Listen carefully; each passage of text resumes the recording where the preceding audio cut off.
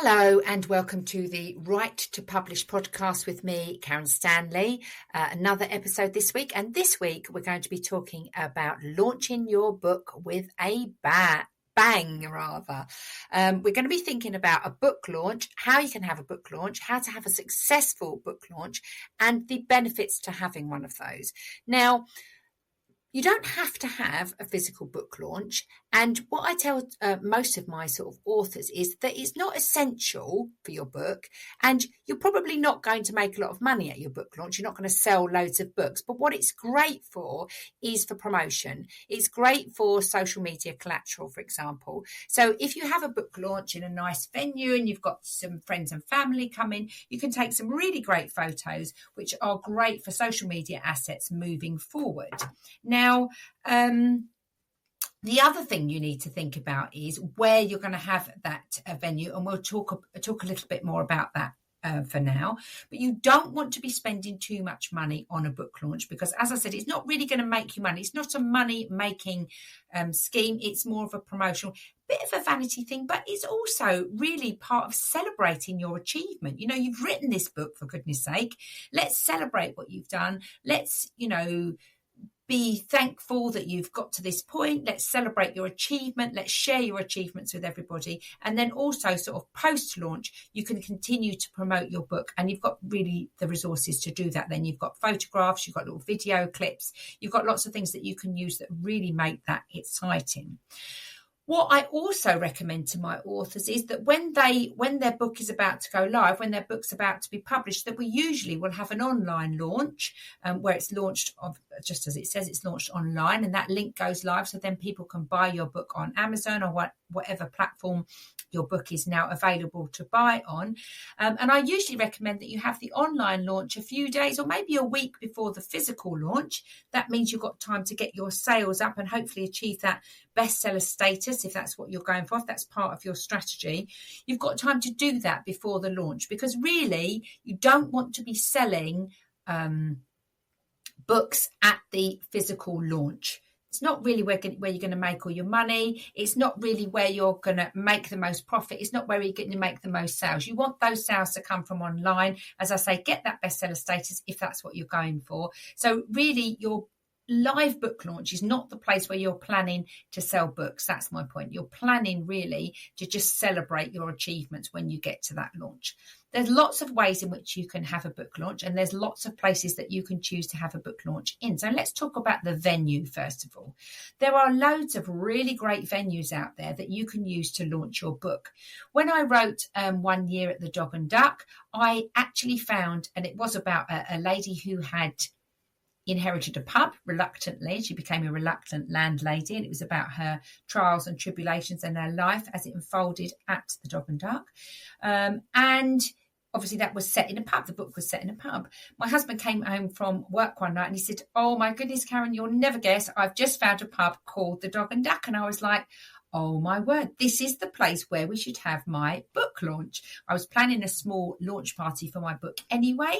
And I just went along and I spoke to the owners of the pub and said, would you mind if I had my book launch in your pub? Now, they were only too delighted to do that. It meant they got people through the door. It meant they got people buying drinks, which is always a good thing for a pub. They'd never, ever hosted a book launch at a pub before. And they were, really keen. They had quite a good social media presence. So it meant for them, they got some really great photos.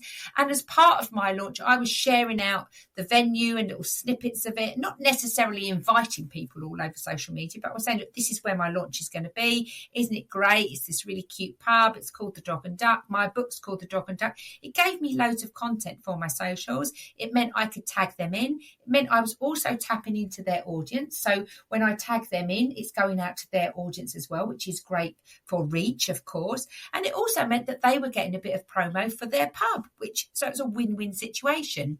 The other thing was that it didn't cost me any money, apart from, obviously, I provided a few snacks and I bought a couple of people some drinks and I had some little cupcakes on the tables. But essentially, the venue was not a cost that I had to think about. And one of the main things I will say to you is do not spend too much money on your venue.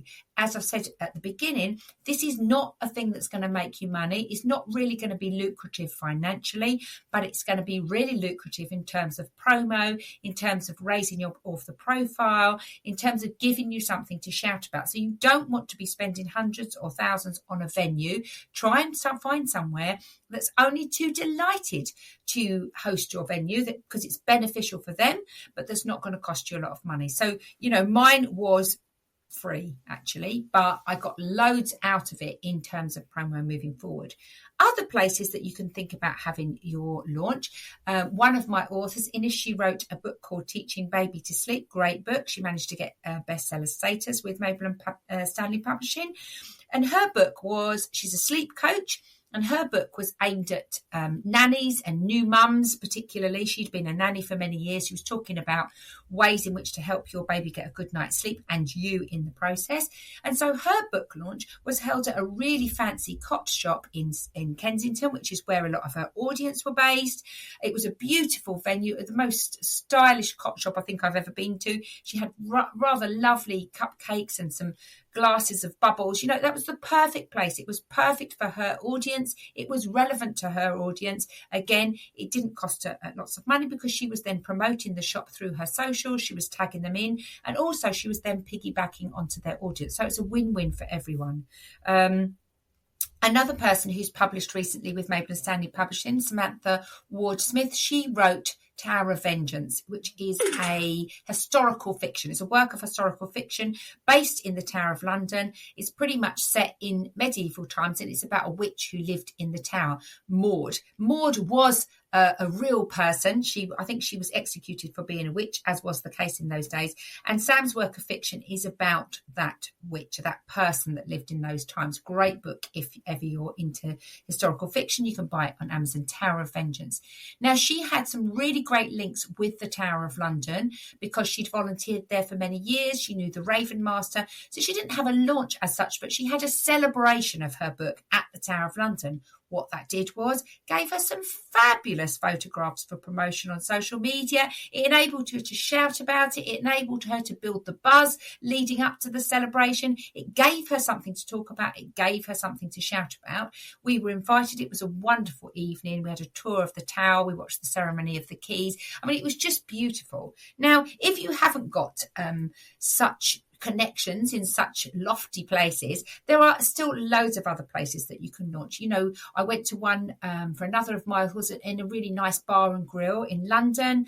People have had them in libraries, they've had them in local bookshops, they've had them in all kinds of venues local to them that are relevant and poignant, and sometimes that have meaning for the book or have meaning for the author. So try and find somewhere that isn't going to cost you the earth, but's relevant to your audience and to the book's material. You're not really going to have Teaching Baby to Sleep in a shop that's like a bakery, for example. You want there to be some kind of link for it to be relevant for you, particularly for your socials and moving forward. So the first thing is find a venue. Don't spend too much money on the venue, and find someone who's willing to support you and whose audience you can piggyback onto as you share out and build the buzz towards your launch. The other thing I would say when we're thinking about costs, you don't need to buy loads of copies for the launch. You really only want 2 or 3 to have on the tables. Lovely. Lots of people have had cupcakes with their book cover on them, biscuits with their book cover on them. That's a really nice idea. But really, you just want some books at the launch for you to share on your socials, to be seen with you holding the book, with people who are in attendance holding the book. But really, you want people to have bought at the online launch. You want them to have got your sales up and to have helped you reach that bestseller status, if at all possible. It's not an exact science, but it is possible. And then you want them to be bringing their books, copies of your books rather, to the launch for you to sign, for example, or for you to endorse in some way. Again, lots of lovely social media promotion opportunities for you signing the books of people that have bought your wonderful launched manuscript. So you don't really want to buy loads for the launch. You just want a few there so that you can have them on the tables. And some people have like a banner with their book on it. Some people have leaflets or posters. It's entirely up to you. It depends on your budget and depends on how you want to organize it. So you don't need loads and loads of copies. You just want people who've bought it to be bringing them along for signing and for endorsing. So what happens at a book launch? Mainly the author, the people will come. Really, you're looking 20 to 50 people maximum. It depends on your audience. It depends on who you want to come, but you don't need hundreds and hundreds of people there. You want enough people to create a bit of a buzz, and you want enough people, the ones that are in your inner circle that have really championed you, or have really been part of your writing journey, or are really special and have been special to the book's progress and the book's release. So those people will come along. There's usually some drinks and nibbles to welcome people in, and then the author will normally stand up and give a little reading from their book, and maybe do a short talk about the book, maybe for 15 or 20 minutes, talking about their journey, talking about their achievements. They might want to thank some people for being part of that journey. Really very informal. The best ones I've been to have been informal. And then after that, then people will just mingle and share photographs. Make sure you've got someone there who's got a great phone or a great camera taking loads and loads of pictures. You do not want to miss out on those pictures for your resources and your social media later on. So pictures, little short videos, that kind of thing. And then after you've given your little talk, as I say, it's a chance to mingle, meet and greet, and just generally have a little bit of a party, really, and a bit of a celebration and a nice time. So it doesn't need to be too formal. I had a little talk. I gave a little reading. I'd printed out some labels that said dog and duck on them, and I'd stuck them to the wine bottles for a bit of fun.